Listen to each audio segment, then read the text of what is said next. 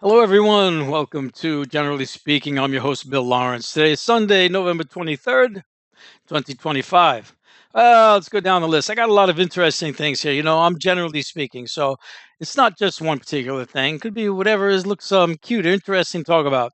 So you've got some politics, you got some technology, you got some funny animal stories, all kinds of things. If something isn't interesting, just scroll down, hit the speed up button or something like that. And remember to like, subscribe, and notify. Give me a something. I hate to think I'm just talking to the walls, but so any rate, here we go. First up. I gotta scroll down. Here we go. AOC, the darling of the left, and might as well add Bernie Sanders in there, and as well in this case, the newest shining star of the left, Zohran Mamdani. And what's all this about? What's this about? Well, there's been a lot of people upset with Chuck Schumer, first of all, for caving on the bills being passed, where the Democrats were going to hold the line, say, "Listen, we're not going to pass anything unless you get rid of this horrible part that's in there, or unless you include this thing, which you should definitely include, right?" And Chuck Schumer, he collapsed on the last one 6 months ago, and now we just had one that looked like we were standing firm, and then Chuck Schumer said, "Nah, let it go," and people were outraged and said, "We got to get rid of him. We have to get rid of him." So what did Bernie Sanders say? No, no, we don't have to get rid. I'm not going to call for him getting rid of him. Oh my God! And then you got Hakeem Jeffries, who he never supported Zohran Mamdani. He gave a lukewarm, okay, we support the blue at some point. I agree with some of his policies. That's it. But meanwhile, he's just been doing nothing for the Democratic Party. And people are saying he needs to be primaried. And Alexandria Ocasio Cortez saying, no, this is not the right time. And why is it even mentioned? Because someone is talking about primarying him, a fellow named Chai, Chi. Osse. And I'll tell you, if he decides to run, I'm going to contribute to him just to get rid of Hakeem. And at any rate, AOC says, I don't think it's a good time to primary. I'm like, what? When's a good time? One of the good times to primary somebody. When they shot someone. Yeah, okay, I think we should primary him. But more amazing than AOC was Zohran Mamdani agreeing that, yeah, we don't try to primary him now.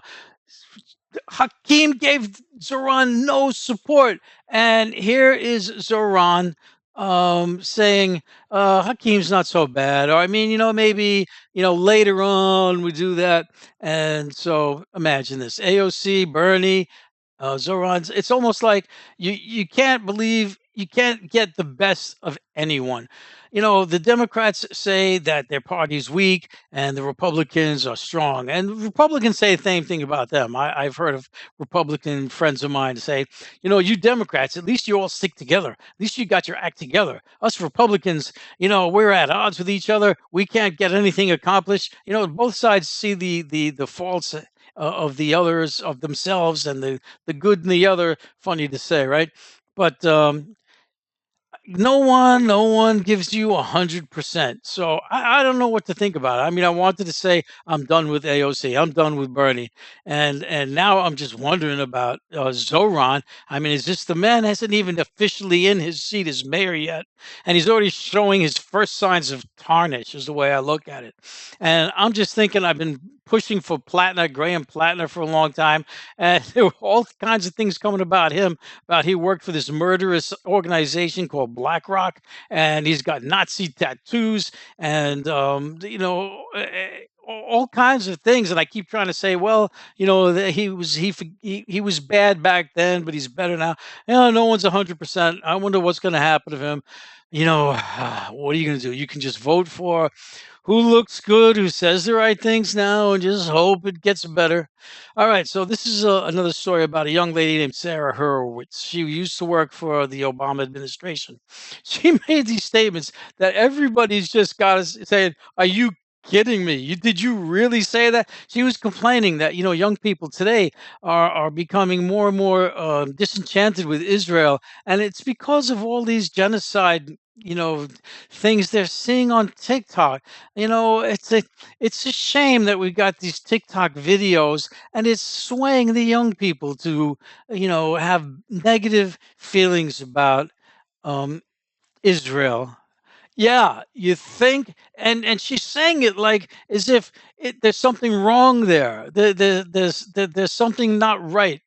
Okay, well, listen, what about this one? Here's another story. Rabbits, let's talk about rabbits and snakes, boa constrictors in the Florida Everglades. They're disrupting the animal ecosystem.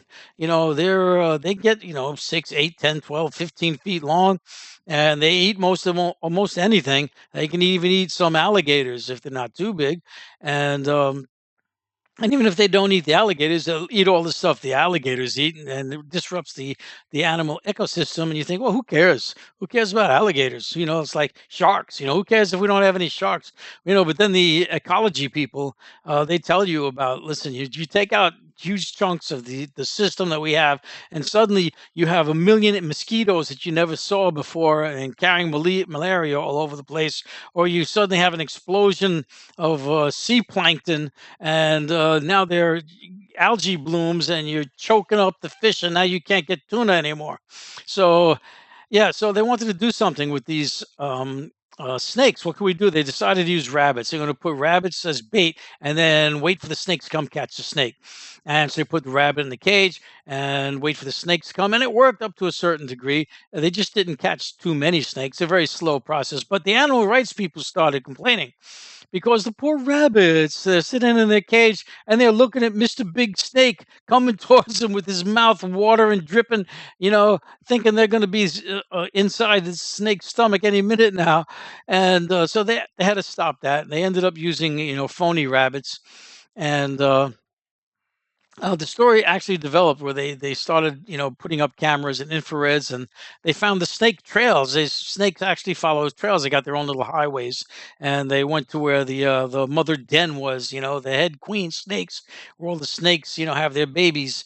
But the story I thought was funny about the rabbits being scared to death. I mean, I know if I was tied to a tree as bait, for the polar bear, and the polar bear couldn't get me, but he came within an inch of my nose, and he's snarling. I think I might have a heart attack. Yeah, I think I really would. I saw this picture of atoms in a circle, and they weren't in a circle exactly. They were sort of, out of order. And it was four pictures of this atom in a circle. It would say, here's the atom is now, and then here's the next a little bit later, and later four of them. And the circle, which was all busted up, became more and more perfect, and it was a perfect circle with a little dot in the middle. And the caption was, here are atoms that were manipulated, moved into a circle by hand. And those little waves that you see, because it was like wavy things, between the center and the circle outside, those are actually quantum waves. And I saw somebody's comment, wow, moved by hand. That must have been a very tiny little hand, which I had agreed that certainly would have been a tiny little hand. But I've also got so many issues with atoms don't even exist that someone just shows you a piece of paper with some little ball dots on it and tells you there's those atoms. I'm supposed to believe it, and just don't even get me started on quantum waves or waves generally speaking, because people don't really know what waves are. I mean, waves are supposed to be, well, I'm not going to get into it. So, at any rate, let's go on to another story.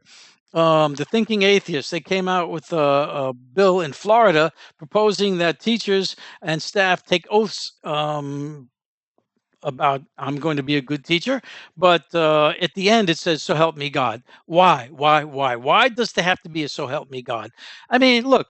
Suppose you say "So help me God." Is that going to stop you from being what you said you were going to be? No.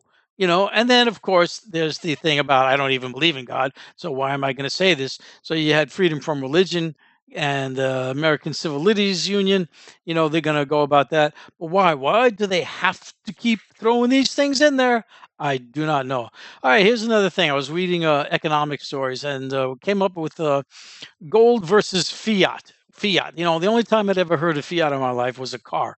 And eventually I come to realize that fiat is another word for money, whatever is the main money, because, as far as transacting something with values, you've got things besides money. You got bonds, you got stocks, you got treasuries, you got a million different things, and they call them now vehicles, right? There's so many different things, call them vehicles. So, anyway, fiat. In America, that would be dollars. In France, it would be francs. And talking about people going to gold, especially referring to American dollars, because it's getting weaker and weaker as the months go by. And the idea that, well, the looks like the Americans are going to start printing more money. That's going to devalue the dollar. And even if they don't print money, the inflation is just going up, so the dollar isn't worth as much anymore. So people want to buy gold because good old gold, that's solid, solid gold. You don't have to worry about the price of gold because there's no fluctuations in gold. But that's so not true, because gold actually has no value. It's just got the value that people give to it, and in that sense, it's the same as a dollar. It's what people decide.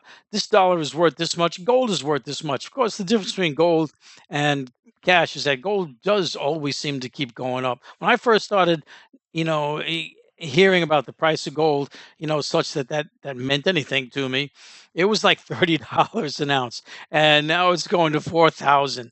And so that's, like in 60 years, that's quite a bit. So here's another story. This is about monarch butterflies. You know that they migrate. Birds. You've heard birds migrating, and monarch butterflies migrate. They go from North America to South America. That's a hefty journey. I think, wow. Number one, I just, it amazes me how these animals even know where to go. Like the salmon, they always swim upstream back to the same place where they were hatched. And those turtles, the sea turtles, they always go back to that one beach, Tortuga, and lay all their eggs in the sand. It's amazing how these animals know where to go. But the butterflies going to South America, you know what? They don't make it. What do you mean they don't make it? They don't live long enough to make the journey. Well, then how do they make the journey? Well, their babies pick up where they left off, but even the babies can't do it. So it's got to be the grandbabies. So these journeys, these migrations, it's a family affair. It's a family affair. All right, so this is from Occupy Democrats. ICE. We've heard lots of horror stories about ICE. Here's one where the ICE agents knocked on a person's home, said, "Mom, Dad, you coming with me? No questions asked. Come right now. Slammer in the slammer. You go." And what? And they leave behind a 2-year-old child. 2-year-old child in the home alone. There's nobody there. 2-year-olds, they just barely know how to talk. They certainly don't know how to pick up a phone and call anyone. Suppose they close the door and the baby has no idea how to even open the door. ICE. These humans are despicable. All right, what do we got else? Military sales, international military sales. Is the Saudis were looking to buy some F-35s, those cool jets from the United States, and Israel wanted to stick its 2 cents in there. Said, "Listen, United States, don't sell those F-35s to Saudis unless we get some concessions that we're interested in having." So look at that. The Israelis think they can just tell us who we buy and sell our aircraft to. Well, we told Israel, go, jump in a lake, and we sold it to them anyway. But I mean, it's the nerve, the very nerve. All right, MAGA. MAGA is cracking. I've been seeing more and more videos of MAGA hat burnings where the MAGA crowd is getting upset with Trump, mostly over these Epstein files not being released, but also because the economy isn't going the way Trump said it would go. I mean, in some ways it is. He said there would be some pain at first, and we definitely got the pain, but we didn't get the gain that was supposed to come after that. That hasn't happened. And so we're now having MAGA hat burnings. All righty. So now this is another story from Legal AF and the Midas Touch Network. Judge Boasberg, this guy was first coming in the news when we were first starting the immigration ruckus, sending people to El Salvador. And Judge Boasberg said, wait, you can't send anybody yet. We're discussing due process and things have to be done right. And the administration said, too late, they're on the plane, they're going. Judge Boasberg said, well, turn that plane around and bring it back. And they just looked up in the air. Well, plane's gone. Can't do anything about it.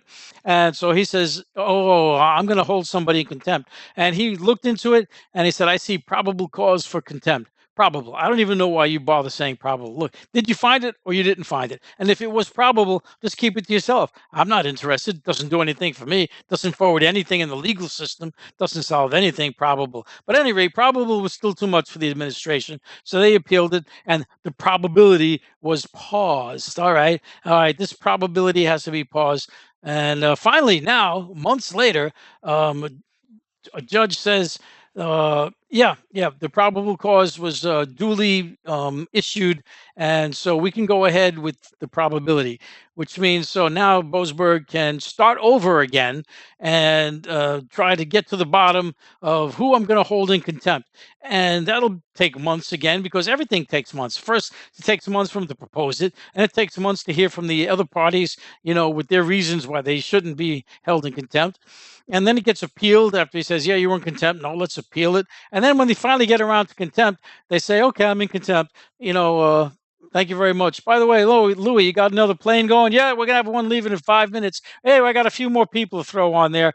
And the contempt does nothing. All right. So that is from Legal AF. This is from Hawk Podcast. The government is ramping up AI health approvals. So we already know the health industry tries to get out of paying anytime they can. And this is with human beings, looking at the paperwork and deciding this doesn't need to be paid. This isn't covered. Well, now they're going to have AI programs do this, which we've already seen that they do an even worse job or better job, depending if you're the insurance person, of denying health claims. And so this is what we're working at. More AI health approvals. Not going to be good. Oh, it's something outside of politics. This is technology. In Japan, they have recently developed a train called a maglev. Maglev. What's that? Magnetic levitation. This sucker goes 310 miles an hour. I saw a little crowd of people wanting to witness this. Photographers, journalists sitting on a platform at the side of the tracks. They're somewhere halfway between two stations, and they say, train's coming, train's coming. They all put their cameras in the direction train's coming, and then you see, boom, train. What was that? Where was the train? It was there and it was gone in like half a millisecond. That's how fast that one.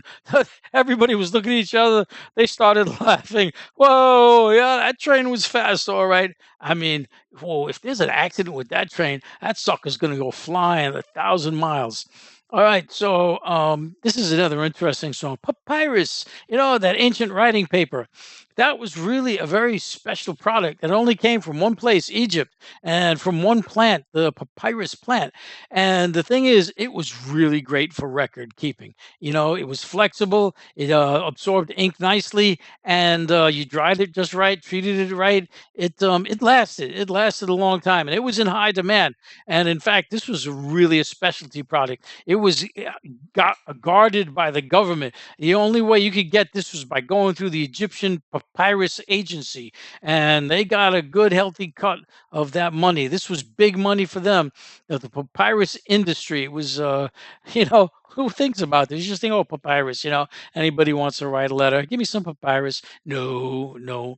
You had to have some coin if you wanted to buy some papyrus. I don't know what the Egyptian coin is, but here's another story. In 524 BC, 50,000 Persians set off to war, and I feel bad for the city that they were heading towards.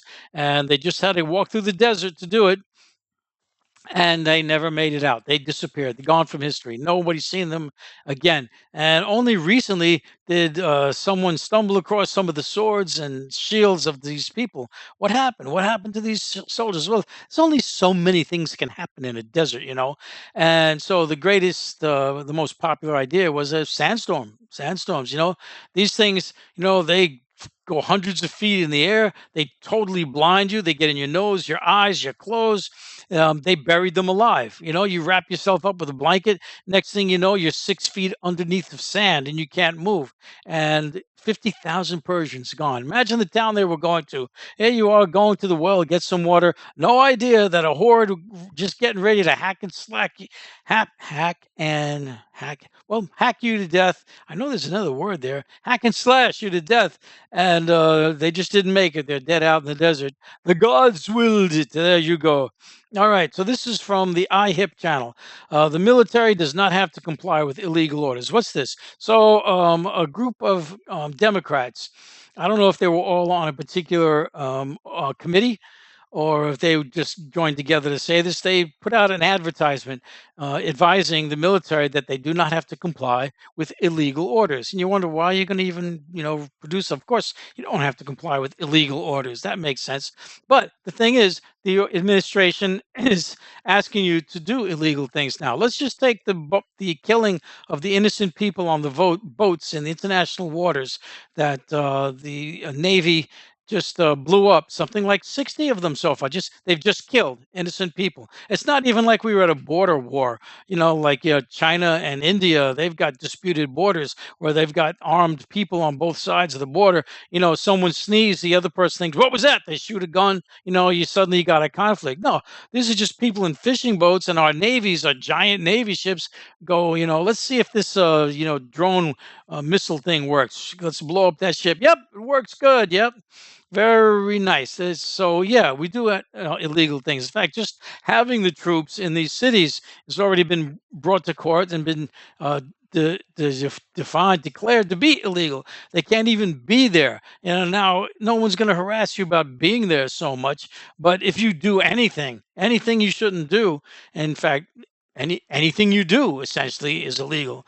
Yeah, that's doing something illegal. Well, here's what happened. We got this big ruckus going on. The Republicans trying to say, and let's pick the top Republican, Trump himself. He's calling these statements about you don't have to do something illegal as seditious, and that the persons who said that should be hung. They should be killed. And all of the Republican lackeys, people under them, are saying, "Yeah, how dare you tell soldiers to disobey orders?" And you see how they twisted it. They didn't say disobey orders; they said disobey illegal orders. But they'll just say telling the troops to disobey orders. That's the way they try to twist things. But the president, Trump, said now he's calling for these people should be killed. I was talking with somebody about that. A Republican friend of mine said, did you hear the president said these Democrats should be killed? And she says, I hear this on both sides. I hear this on both sides. She's a big both sidesism person. And I was always going to say, who said that? She said, yeah, I heard someone say that this family should be killed. Now, I never heard that, and maybe that's because I don't listen to right-wing news. Maybe someone did say it. I don't think it was someone high up. I think if there was someone high up, I would have been hearing all about it left and right now, because Trump said they should be killed, and we're all up in arms about, imagine he said that. I don't see any of the Republicans coming back. Oh, yeah? Well, this guy said that, and that guy said that. I didn't see that happen. So, no, I don't think that happens. And even if they did, it's coming from the president. So this is like a sick president that we have. Sick, sick, sick. All right. Something back out of politics. So we're into Turkey. Turkey. Why Turkey? Well, there are like at least 300 underground cities in Turkey. And this is not the first time I've heard about underground cities, and not just in Turkey. And it's amazing. You don't hear about this when you go to school. You hear about the Revolutionary War. You hear there was a country called China, and they had a Great Wall. And you don't hear anything about underground cities, and that these cities are huge. They've got schools, they've got farms, they've got Turkish baths, of course, right? And they're made so that you could live there for months. In case there's a siege, they got doors that are these huge rolling walls. It can only be closed from the inside. Protect yourself, and it takes multiple people to close them because these are heavy sucker doors, right? Big stone things. It's amazing to think that these things exist, and we never hear about them. So what's this? Black World, Black History is the channel, and they were talking about Ona Judge, a young lady named Ona Judge. She was one of the slaves owned by Washington. Those believers in liberty, the original founders of freedom in our country. George Washington, he had slaves, and one in particular, Ona Judge. and she was assisted Martha Washington, and she was going to be passed on like a piece of property down to their daughter. I didn't know the Washingtons had a daughter. Um, I guess what's the point of knowing, but Ona decided she had no interest in going that route, and so she ran away. And she went onto a boat that was going up to New Hampshire, and she ended up there. And Washington did everything in his power to get this girl back. He was writing to the governor of New Hampshire, says, "You got to return this girl. She's my property." These are the people of freedom. Now, I was telling this again to my Republican friend. She says, "Well, Washington freed all the slaves before he died." I said, "Well, wasn't that nice?" I don't know if he did or he didn't. Let's say maybe he did. I'm glad that he did. But you notice how he waited until he died? You got to really appreciate a person who frees your slaves after you're dead. I mean, I suppose back then that still what race was something, but he fought tooth and nail to get this girl back. And, just nice to see what these people were really like. So, another story: Texas housing investors are fleeing, and Abbott Governor Abbott wants to help them out, wants to do whatever he can to bring the investors back. And I'm thinking investors what? You got corporations, you got these big money people that are buying whole tracts of property of land, and they up the prices as much as they can to try and sell them. And now they're not getting their money because, housing markets go up, go down, with the economy. And now all the investors are fleeing. And Abbott wants to help them. Why? If the housing prices go down, that's great for the consumers. That's great for the people trying to buy a house. But Abbott, would rather that the investors, make out. Oh, we see where his allegiances lie. All right, I saw this person was sending me advertisements that she's running against Boebert, Lauren Boebert, and this person said, "Yeah, we got to stop the insanity." And she was saying how she's an ex-military Navy admiral or something like that, and we have to do everything. Boebert's got a lot of money backing her, and I just take grassroots money. So please help me fight against Boebert. Not one of those statements said anything about what this girl's policies were. Not one. So no, you don't get anything from me if you can't even tell me what your policy is. Just no Boebert. No, it doesn't work like that. All right. So what's this? Uh, after I'm saying this about this young lady, I'm going to say something contrary about the mayor in Orlando is being challenged by a lady named Ana V. Escamano. Now, right now, I don't remember, much about her. Like, did she say anything that would make me want to vote for her? And I ended up, deciding to send her some money. So I think she must have said at least one thing. I think she was describing, her family, immigrant family, something. Any rate, so hey, if you want to give some money to someone, donate to Anna V. Escamano and help bring a more rational world into this country, if you can. All right, so this is a story about baby delivery. If you were having babies, and this young woman who refused to give pain meds. She was a nurse, and she always thought you didn't need pain meds for some reason. I don't know why. Until one day she had a baby, and ever since then she gives pain meds to women having babies. It just disgusts me when people, decide I'll let you know when you're having pain, and I'll be the judge of that. Oh, these people disgust me. All right, so what is this? Here was another story, and it happened to do with that spy I was talking about earlier, Jonathan Pollard, because someone was saying, "What was Jonathan Pollard, doing? Giving this information to Israel, and what was Israel doing?" Israel was selling that information to Russia in exchange for something that Israel wanted, but what this commenter was saying was, yeah, they were selling it to the greatest threat to our country, Russia. Russia, the greatest threat to our country. Where do they get this from? Russia hasn't claimed they're at war with us. Russia hasn't said anything bad, boo, about us. Russia isn't doing anything bad, boo, about us. It's just what these people either just want to us to think that Russia's an enemy for some reason, or they're just idiots. And this is just like the people who say that if you're anti-genocide, that means, Palestinians in particular, that you're an anti-Semite. There's no logical connection here. And so either these people are just nuts, they're psychologically broken, or they've got some kind of agenda and they're evil. All right, so Russia, the greatest threat to our country? No, I don't think so. Most important inventions. This was a story about string. Yeah, and how 50,000 years ago there was some string found in a cave, 50,000 years old. That's how far back string goes. And string was one of these greatest inventions, really. Why? Well, you could make things that required two pieces that you couldn't before because had no way to join them. Well, now you had string you could tie them together. Imagine that javelin you had, pointy stick. Yeah, it was okay, it worked, but now you have string you can tie a pointy rock to the end of it, and now you got yourself a really nice spear. All right, so last article. This is from the civil rights lawyer.